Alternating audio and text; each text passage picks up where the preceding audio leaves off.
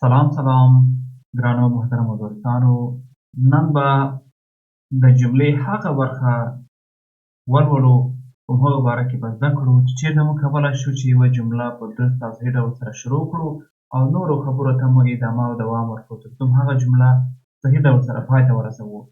نو how to start a sentence، یعنې څنګه یوه جمله شروع کړو. نو کله چې جمله شروع کوو موږ وایو ich weiß. Ich weiß ich weiß یعنې زه پوهېږم، زه پوهېږم او نورو خبرو ته ادامه ورکوو. هغه جمله هغه برخې هغه د کلام خبرو برخه پای ته رسوو. ich weiß زه پوهېږم. او یا هم کولی شو چې یوه جمله شروع کړو ich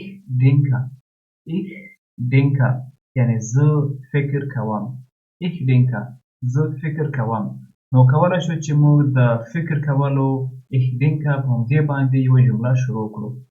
همدارنګه وایو ich vermute یعنې زه ګیس کوم، زما په فکر کې هم دا دی، زه ګیس کوم یعنې زه فکر کوم، زما سوچ هم دا ده. همدارنګه نورې خبرې پسې تکمیلوو ich vermute. همدارنګه ویلی شو ich bezweifle یعنې زه مشکوک یم، زه په شک یم، زه یعنې 100% متیقنه نه یم. ich bezweifle یعنې زه مشکوک یم، زه په دې شک لرم. همهغه خبرې پسې تکمیلوو. یا وایو ich verstehe یعنې زه پوهېږم. ich verstehe زه پوهېږم. همدارنګه ویلی شو چې یوه جمله شروع کړو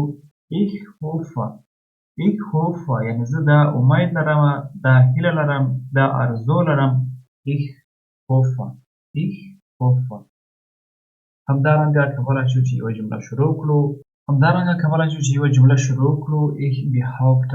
ich behaupte یا زما intention زما اراده دا ده، زه په قصد کې هم دا لرم ich behaupte.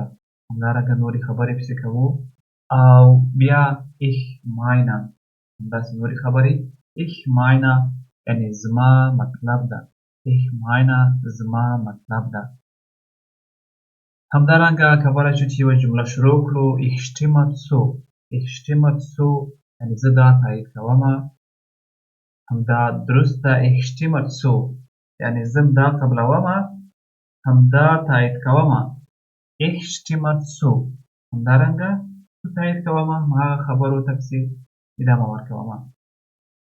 او په آخري کې هم ویلی شو ich verspreche یعنې زه قول درکوم، زه دا تعهد درکوم. ich verspreche معنا زه دا تعهد درکوم، دا قول درکوم. دا و هغه څه چې موږ کولی شو چې یوه جمله شروع کړو او نورې خبرې پای ته ورسوو. نو د همداسې نورو معلوماتو لپاره دویچ mit ابراهیم چینل د سره سبسکرایب کړئ. که همدې درس نه څه زده کړي وي نو همدا درس د سره لایک کړئ، شیر یې کړئ او د نورو ملګرو سره یې شریک کړئ. تر بیا درس پورې مو الله ماچا.